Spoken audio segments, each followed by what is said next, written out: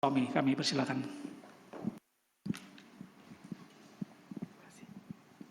Oke, shalom. Selamat pagi Bapak Ibu.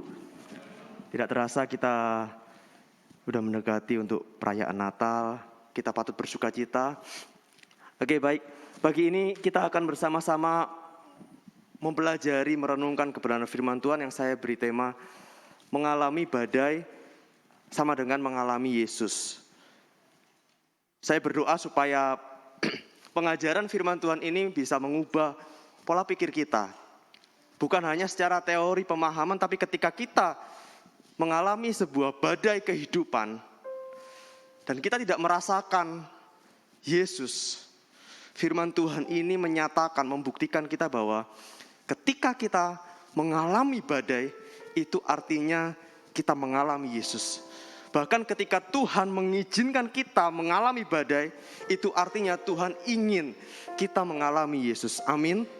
Apapun badai kehidupan Bapak Ibu, badai berbicara tentang hal-hal yang tidak enak, menyakitkan. Percayalah bahwa Tuhan punya kehendak di dalamnya, bahwa kita akan mengalami Dia di dalam badai itu. Bukan pada saat badai itu berlalu, saat badai itu sudah selesai, saat badai itu sudah tenang, bahkan kita mengalami Yesus di saat badai itu datang. Kita sama-sama membuka Alkitab kita di dalam Markus pasal yang keempat. Bapak Ibu bisa mencatatnya, lalu di rumah bisa merenungkan kembali. Markus pasal 4 ayat yang ke 35 sampai yang ke 40. Kita akan belajar bersama-sama, saya akan menjelaskan setiap ayat dengan sangat singkat. Kita akan baca 35-36 terlebih dahulu, 35 sampai 37.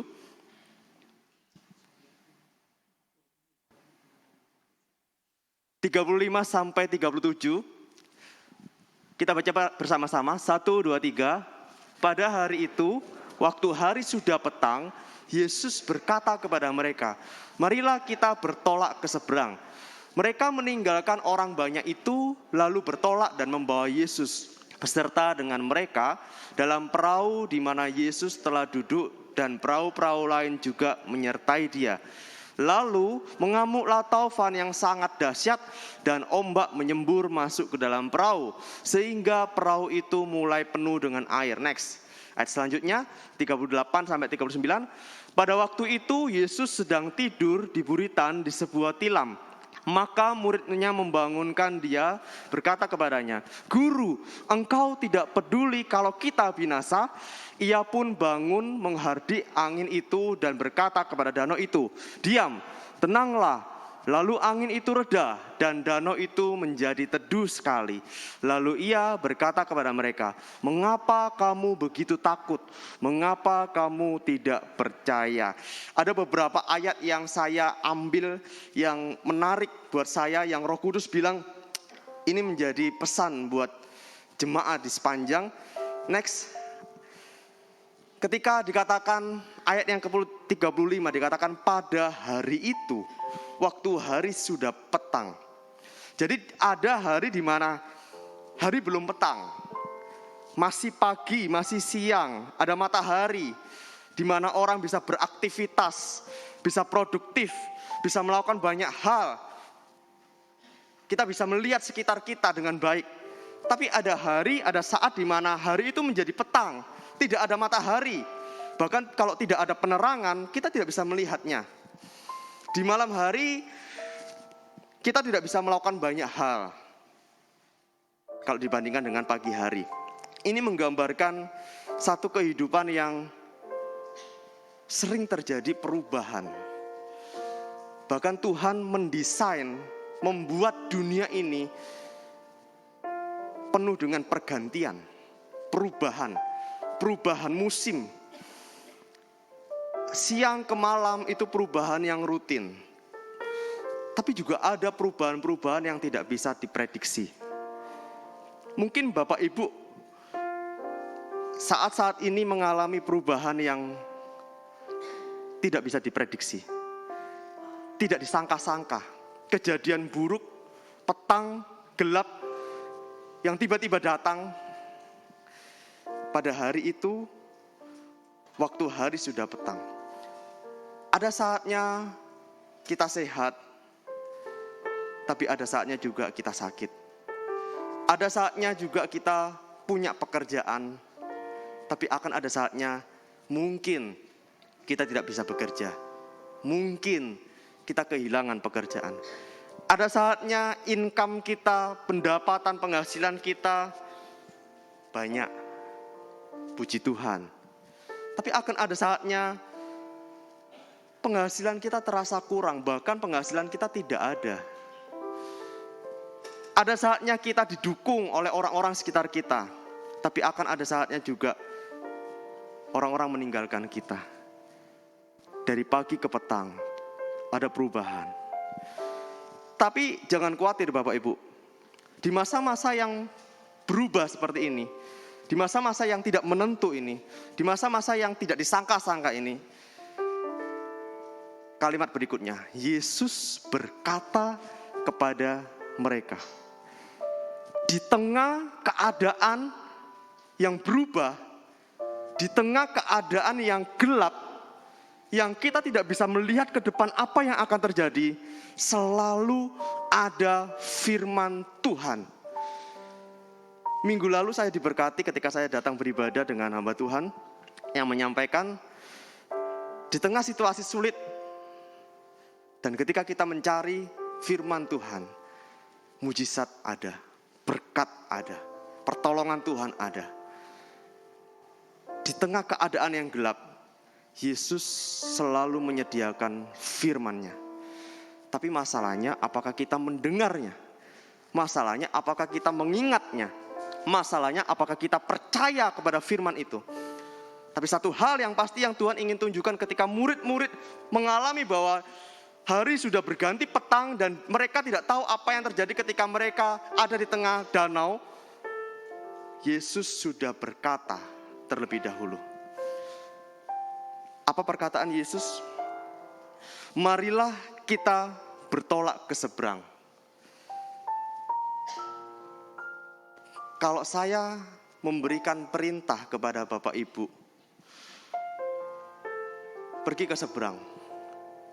Saya tidak tahu apa yang terjadi ketika Bapak Ibu menyeberang. Saya juga tidak bisa menjamin apakah sampai di sana dengan selamat. Mungkin dengan segala upaya, dengan segala penjagaan bisa kita lakukan. Tapi kita tidak bisa tahu apa yang terjadi di sana. Tapi berbeda dengan Tuhan Yesus, ketika Yesus berkata, marilah bertolak ke seberang, itu artinya kita akan sampai ke seberang. Ketika Tuhan berfirman, ketika Tuhan memberikan perintah, itu artinya kita akan sampai ke tujuan. Marilah kita ke seberang, itu artinya pasti kita bisa sampai ke seberang. Itu firman Tuhan. Meskipun tidak disampaikan secara spesifik, secara terbuka bahwa marilah kita seberang dan aku akan sertai kamu dan kamu akan selamat sampai tujuan dengan selamat. Tidak akan terjadi apa-apa, kita tidak akan binasa, kita tidak akan celaka. Tuhan tidak sampaikan itu. Tuhan menyampaikan firman-Nya dalam bentuk perintah. Marilah kita ke seberang. Kalau kamu percaya, kalau kamu taat, kamu pasti sampai ke seberang. Firman Tuhan itu bermacam-macam.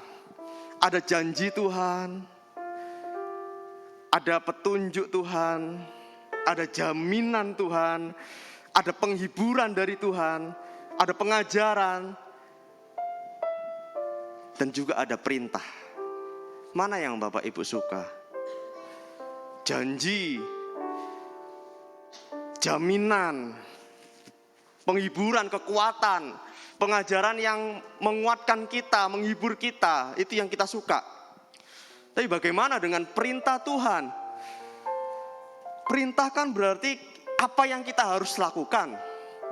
Kalau janji Tuhan kan apa yang kita akan terima dari Tuhan. Nah, seringkali orang lebih suka menerima apa yang Tuhan akan kasih. Tapi bagaimana dengan perintah? Sulit, mustahil, sakit. Tapi dari sini kita belajar bahwa ketika Tuhan berkata, marilah kita ke seberang, itu artinya kita akan sampai ke seberang. Ini bukan hanya sekedar perintah, tetapi Yesus tahu apa yang akan terjadi ke depan. Meskipun murid-murid tidak bisa melihat, meskipun hari sudah menjadi petang, Yesus tahu bahwa nanti akan terjadi badai. Nanti akan terjadi badai dahsyat yang mengombang-ambingkan perahu mereka. Yesus tahu. Tapi lihat, Yesus justru mengajak, memerintahkan murid-muridnya untuk pergi ke seberang. Tuhan kita bukan tipe Tuhan yang ketika Tuhan tahu di depan ada celaka, Tuhan bilang, jangan, sini aku lindungi. Kadang juga Tuhan lakukan itu. Tapi dari ayat ini, dari cerita ini, Tuhan seperti ini loh. Tuhan tahu di sana ada badai, ayo kita ke sana. Bapak Ibu, kalau Bapak Ibu mengalami badai, itu tidak selamanya, tidak selalu itu hal yang buruk.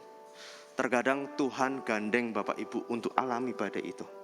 Amin.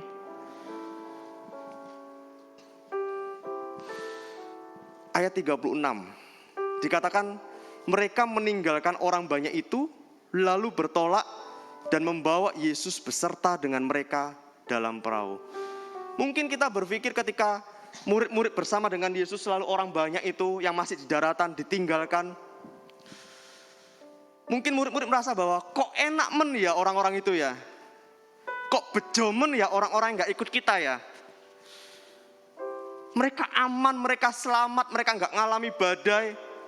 Kok diberkati ya orang itu ya. Kok mereka gak sakit, kok mereka gak bangkrut, kok mereka justru diberkati dengan banyak hal. Rezeki mereka kok lancar ya. Sedangkan aku seperti ini. Seringkali ketika kita menjadi seperti murid-murid Yesus, kita merasa iri dengan orang-orang di sana yang hidupnya aman-aman saja. Tapi saya mau katakan bahwa mereka tidak selalu diberkati Tuhan. Hidup aman, hidup rezeki lancar, mereka tidak sakit, mereka hidup baik-baik saja. Itu bukan berarti mereka diberkati Tuhan. Demikian juga ketika kita bertolak ke seberang, kita mengalami badai, kita mengalami hal-hal yang buruk, kita sakit, jatuh sakit, kita ditinggalkan oleh orang yang kita sayangi, kita kehilangan pekerjaan, semua hal yang buruk, itu bukan berarti kita tidak diberkati Tuhan. Lebih baik mengalami badai di sini, tapi ada Yesus di sampingku. Ada Yesus di perahuku. Daripada hidup aman, tanpa masalah, tanpa badai, tapi nggak ada Yesus. Yesus di sana, di dalam badai. Lebih dahsyat kita mengalami masalah, tapi bersama dengan Yesus. Kita ikut maunya Yesus. Bukan berarti kita hidupnya kurang baik, kurang bejo, kurang beruntung. No. Kita adalah orang yang beruntung. Kalau Tuhan ajak kita mengalami badai dan Tuhan bersama dengan kita. Daripada hidup ayem-ayem tanpa Yesus. Jangan anti dengan yang namanya badai. Ikutlah Yesus di dalam badai. Hal pertama yang kita mau pelajari next. Di dalam badai, Tuhan menyatakan penyertaannya. Tuhan menyertai itu bukan berarti semua baik-baik saja. Masalah selesai, semua beban hidup terselesaikan. Bukan. Penyertaan Tuhan itu tersedia ketika kita mau ikut maunya Yesus, mau taat perintah Yesus. Marilah kita bertolak ke seberang. Penyertaan Tuhan gak tersedia ketika enggak Tuhan wes, hari sudah petang, kita gak tahu apa yang terjadi nanti. Aku tak mendarat aja, aku tak tunggu di sini aja. Oh iya, aman di sini. Itu bukan penyertaan Tuhan. Penyertaan Tuhan adalah ketika kita mentaati apa kata Tuhan, marilah kita bertolak ke seberang. Ayo Tuhan. Ada badai. Ingat, kalau Tuhan memberikan perintah, artinya Tuhan juga memberikan jaminan bahwa kita akan sampai. Tidak ada loh berkat tersedia dari Tuhan untuk umatnya tanpa ketaatan. Contoh Abraham. Tidak ada tanah perjanjian, tanah yang dijanjikan Tuhan, kalau Abraham gak mau pergi meninggalkan kota kelahirannya. Firman pertama yang Abraham terima, Abraham, pergilah, tinggalkan negerimu. Pergilah ke suatu negeri yang nanti akan aku tunjukkan. Nanti, ketika Abraham berangkat kemana Tuhan? Nanti, berangkat dulu. Berkat Tuhan tersedia buat orang-orang yang mau melangkahkan kakinya untuk melakukan firman Tuhan. Amin. Abraham, engkau akan memiliki anak sebanyak bintang di langit. Ketika udah punya anak, korbankan anakmu. Abraham tidak akan mengalami Jehovah Jireh ketika Abraham gak mau Tuhan. Aku lindungi anakku. Aku gak mau mengorbankan anak satu-satunya ini. Tapi ketika Abraham, yes Tuhan, aku mau taat. Kalau Tuhan minta anakku yang tunggal, aku kasih. Disitulah Abraham mengalami Jehovah Jireh. Tuhan menyediakan. Tidak ada penyediaan dari Tuhan. Tidak ada berkat dari Tuhan. Tidak ada penyertaan Tuhan tanpa ketaatan. Tapi ketika kita mau taat, kita mengalami Yesus. Amin. Selanjutnya. Lalu mengamuklah taufan yang sangat dahsyat dan ombak menyembur masuk ke dalam perahu. Tuhan sebenarnya tahu bahwa akan terjadi badai. Tuhan tahu. Tapi Tuhan sengaja ajak kita masuk ke dalam badai. Tuhan punya banyak cara untuk memproses kita, membentuk kita. Salah satu cara favorit Tuhan untuk membentuk kita adalah badai. Salah satu tempat favorit Tuhan untuk mengubah, untuk membentuk kita, lembah kekelaman. Tuhan punya banyak cara kok, dengan cara yang enak, dengan cara yang menyenangkan, Tuhan punya juga. Tapi Tuhan punya cara yang favorit. Dengan badai, Tuhan ingin membentuk kita. Dengan badai, Tuhan ingin menguatkan kita. Kita yang dulunya gampang khawatir, kita yang dulunya gampang menyalahkan Tuhan, kita yang dulunya gampang menyerah, kita yang dulunya pesimis, kita dulunya tidak percaya Tuhan. Tuhan punya cara favorit, badai. Itu sebabnya Tuhan ajak kita. Tuhan gak jahat, Tuhan ingin membentuk kita. Diajak ke badai. Dengan badai itu, mengamuklah. Badai ini punya potensi mengacaukan kehidupan. Tuhan ajak. Bukan berarti Tuhan salah, bukan berarti Tuhan jahat. Tuhan ajak, karena Tuhan tahu apa yang terjadi dalam badai. Tuhan sangat suka dengan badai. Itu sebabnya kita belajar menyukai apa yang Tuhan suka. Ketika badai datang, terima kasih Tuhan.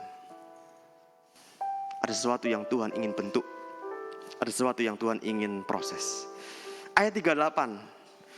Di saat badai itu mengamuk, pada waktu itu Yesus tidur. Bayangkan, Tuhan Yesus tahu apa yang terjadi. Tuhan Yesus yang ajak, marilah kita bertolak ke seberang. Ketika murid-muridnya taat, badai mengamuk, Yesus mana? Tidur. Kenapa kok Yesus tidur? Karena Yesus sebenarnya sudah memproteksi murid-muridnya, menjaga, menjamin murid-muridnya dengan perintah, marilah kita bertolak ke seberang. Dengan perintah itu, semuanya akan baik-baik saja. Dengan menaati perintah itu, semuanya akan baik-baik saja. Itu sebabnya Yesus tidur. Yesus tidur itu berbicara tentang ketika kita mengalami badai, lalu kita melihat bahwa Yesus tidur, Itu seperti, kok Yesus nggak melakukan apa-apa? Aku butuh pertolongan Tuhan sekarang. Tapi kok Tuhan tidak menolongku sekarang, menolongku segera? Yesus tidur. Yesus sengaja tidur. Karena Tuhan ingin membentuk iman kita. Iman yang awalnya melihat apa yang terlihat. Ketika badai itu datang, yang dilihat pertama adalah badai itu. Bagaimana dengan firman Yesus yang tadi dikatakan waktu masih di daratan? Marilah kita bertolak ke seberang. Lupa. Kalau Yesus yang suruh, pasti Yesus tolong kok. Kalau Yesus yang minta, pasti Tuhan jamin kok. Tapi ketika badai datang, yang pertama kali kita lihat adalah badai. Tuhan mau kita hidup karena percaya, bukan karena melihat. Yang kita lihat masalah, yang kita lihat kehilangan orang yang kita kasih, yang kita lihat jalan buntu, gak ada jalan keluarnya ini. Tapi bagaimana dengan firman Tuhan? Apakah ada perintah Tuhan buat Bapak Ibu lakukan? Ketika badai datang, ingatlah firman Tuhan. Itu yang akan menjamin, memprotek, melindungi Bapak Ibu. Ketika Bapak Ibu taat, pertolongan Tuhan pasti ada. Amin.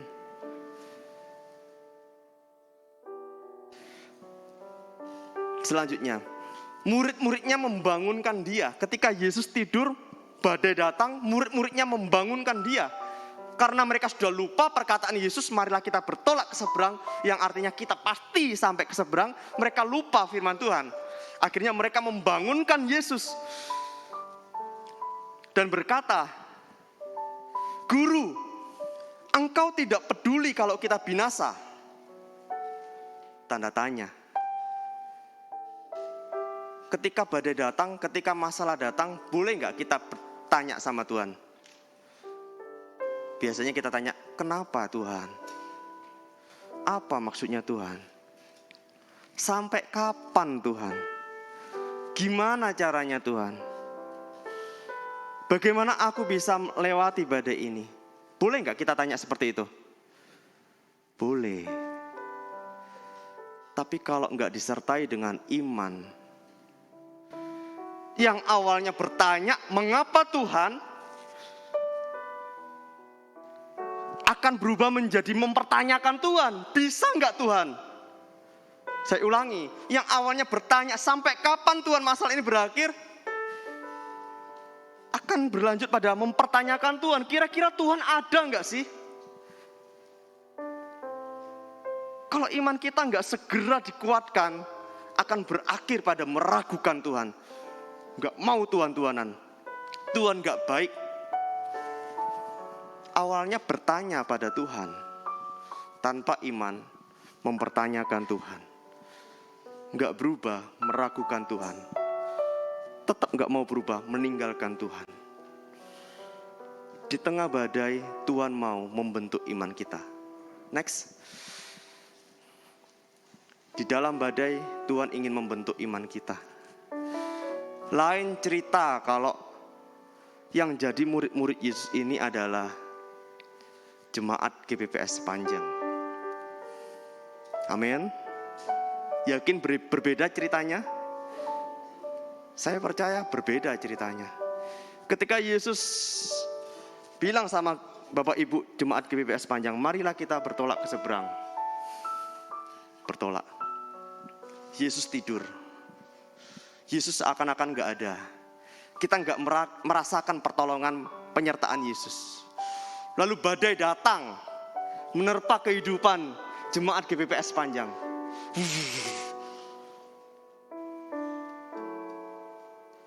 Bapak Gembala bilang, jangan bangunkan Yesus. Pelayan-pelayan musik bilang, yes, kita percaya Tuhan Yesus pasti tolong kita. Bapak Ibu gandengan tangan. Tuhan yang suruh kita, Tuhan yang akan sertai kita. Jangan bangunkan Yesus, bergandengan tangan menghadapi badai. Wah, gak akan membangunkan Yesus. Tiba-tiba Ada salah satu jemaat yang datangnya cuma waktu Natal. Bangunkan Yesus, Yesus, Yesus, stop, jangan bangunkan Yesus. Loh kenapa, ini kan badai. Yesus yang suruh kita bertolak ke seberang pasti kita selamat kok. Jangan bangunkan Yesus. Tapi karena ada jemaat yang cuma datang waktu Natal, dan saya percaya tidak ada tempat ini, imannya belum keproses, imannya belum kuat. Yang datangnya cuma waktu Natal.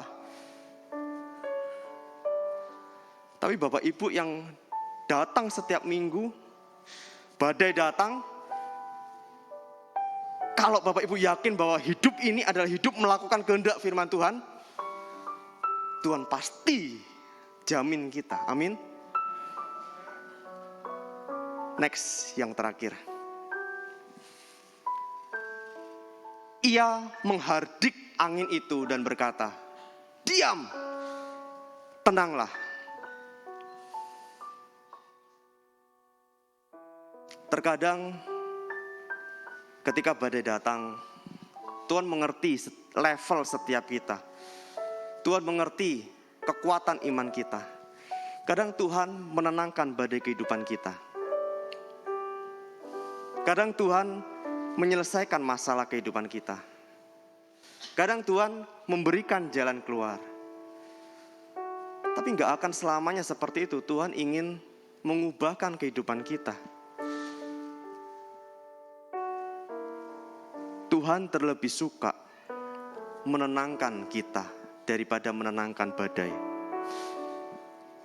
Akan ada saatnya nanti Bapak Ibu yang doanya Tuhan tolong kami, Tuhan tolong selesaikan, Tuhan tolong sembuhkan, itu seperti Tuhan tolong tenangkan badai. Akan ada saatnya nanti doa Bapak Ibu berubah.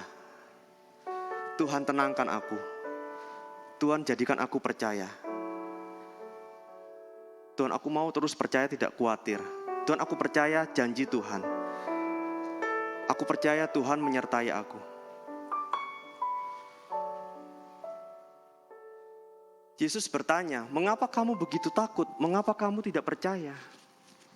Tuhan gak bilang ketika murid-murid membangunkan, Yesus bangun, engkau tidak peduli kalau kita binasa. Yesus gak bilang, untung kalian membangunkan aku. Kalau enggak kita semua binasa, enggak. Justru Tuhan menyalahkan mereka. Mengapa takut? Mengapa tidak percaya? Bukankah aku yang suruh kalian bertolak ke seberang? Bukankah kalian harusnya percaya bahwa ketika aku memberikan perintah, pasti kok sampai ke sana? Meskipun aku tidur, meskipun aku nggak ada, pasti sampai di sana. Saya mau tanya, kalau Yesus suruh pergi ke seberang, lalu Yesus nggak ikut, kira-kira sampai nggak ke seberang? Sampai nggak? Kalau kamu pergi ke seberang, aku tak pergi ke sana, kira-kira sampai enggak? Di tengah-tengah ada badai. Selamat enggak? Selamat. Karena apa? Tuhan yang suruh. Tuhan yang minta. Enggak ada Yesus di perahu. Enggak kelihatan Yesus. Yesus pergi ke tempat lain. Kalau itu perintah Tuhan dan kita taat, pasti sampai. Saya berdoa, kita semua tempat ini, tidak ada semangat lain untuk hidup ini selain melakukan kehendak Tuhan. Tidak ada semangat yang lebih kuat selain kita mau menyenangkan hati Tuhan Yesus. Semua tentang Tuhan Yesus. Tuhan minta apa kita mau lakukan. Tuhan suruh apa kita mau lakukan. Percayalah kehidupan ini. Badai sekuat apapun, Tuhan tidak pernah sekalipun meninggalkan kita. Amin. Mengalami badai, itu artinya kita mengalami Yesus. Jangan pergi, jangan meninggalkan Tuhan, jangan mempertanyakan Tuhan, jangan meragukan Tuhan. Tapi percayalah, Tuhan yang gandeng kita mengalami badai, Tuhan pasti punya mau. Tuhan pasti punya kehendak. Kita mengalami penyertaan Tuhan. Kita mengalami perubahan dari Tuhan. Iman kita pun dikuatkan. Kita sama-sama bangkit berdiri. Kita nyanyikan Ku Sembah Kau Allahku.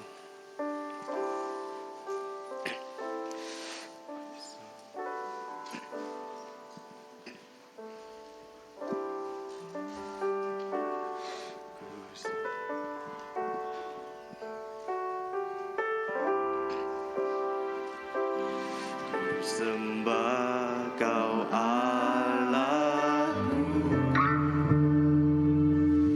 Bapa dan sahabatku,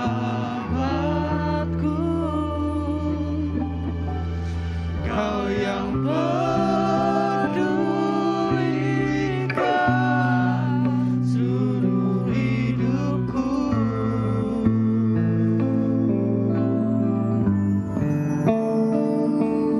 Walau lewati lembah, aku tak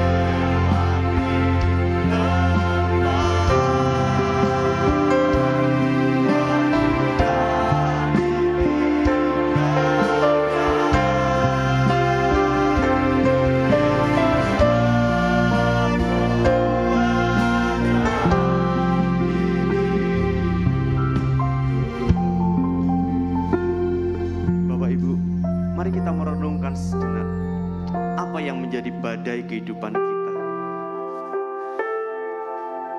Apakah saat ini hati Bapak Ibu hambar?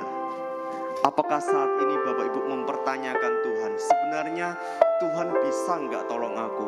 Sebenarnya Tuhan bisa nggak sembuhkan aku? Sebenarnya Tuhan sayang aku nggak? Mari kembali kepada Tuhan, mari kembali kepada firman Tuhan. Lakukan apa yang Tuhan suruh. Karena di dalam perintah itu, di dalam firman Tuhan itu, terkandung jaminan Tuhan, janji Tuhan. Hiduplah di dalamnya. Tuhan pasti tolong, Tuhan pasti menyertai kita. Terima kasih. Kita serahkan kehidupan kita serahkan seluruh beban badai kehidupan kita. Tuhan, terima kasih buat firman-Mu yang sungguh indah. Engkau yang menggandeng kami masuk ke dalam badai. Bukan berarti Engkau jahat. Bukan berarti Tuhan mencelakakan kami. Bukan berarti Engkau tidak sayang kami. Bahkan ketika keadaan terburuk sekalipun terjadi, ketika sakit kami tidak disembuhkan, ketika kami kehilangan orang-orang yang kami kasih, bukan berarti Tuhan jahat, bukan berarti Tuhan sengaja masukkan kami ke dalam badai, tapi Tuhan mau mengubahkan kehidupan kami. Ketika hidup kami berubah, itulah berkat yang sejati. Ajar kami untuk fokus pada kehendak-Mu, mau melakukan kehendak-Mu. Terima kasih Bapa, Kau kuatkan iman, kepercayaan jemaat GPPS Panjang. Biarlah firman-Mu terus ada di dalam hati jemaat-Mu ini Bapa. Ingatkan mereka ketika kami mengalami badai, kami mau melatih iman kita untuk tidak melihat apa yang terjadi, tapi kami mau lihat janji Tuhan. Terima kasih Bapak, terima kasih. Inilah doa kami. Di dalam nama Tuhan Yesus Kristus kami berdoa dan mengucap syukur. Kita sama-sama katakan, amin.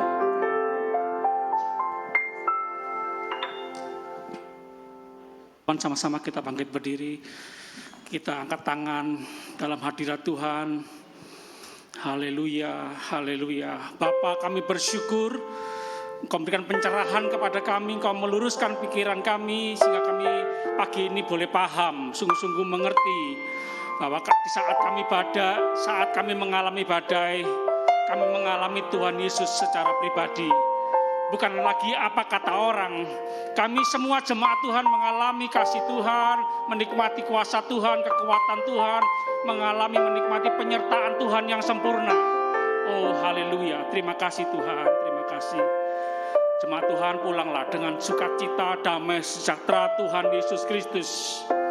Menikmati berkat rohani jasmani, menghadapi hidup ini bersama Tuhan, mengalami kemenangan demi kemenangan. Penuh kasih Tuhan, hikmat Tuhan. Terima kasih Tuhan, terima kasih. Anugerah Tuhan, kasih karunia Tuhan melimpah dalam kehidupan kita semua. Amin, amin. Terima kasih. Kami berdoa, percaya, bersyukur demi nama Bapa, Putra, Roh Kudus, Allah yang esa, yang kami panggil dalam nama Tuhan Yesus Kristus, Tuhan dan Juru Selamat kami yang hidup, yang punya kuasa surga dan bumi. Haleluya. Semua yang percaya sama-sama katakan amin. Tuhan Yesus memberkati.